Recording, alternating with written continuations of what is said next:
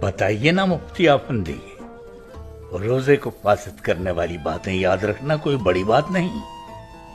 آپ بتائیے ایمان کو فاسد کرنے والی باتیں کون سی ہیں، یہ بتائیے نا۔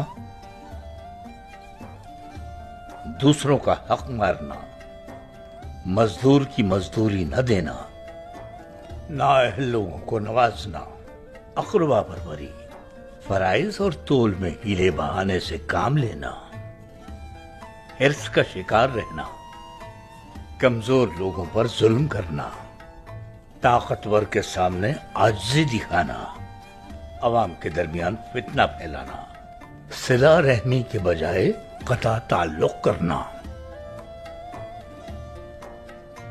اپنے دوستوں سے حسد رکھنا، جھوٹ بولنا، بغض رکھنا۔ ہم ہمیشہ کہتے ہیں اور اب پھر دہراتے ہیں،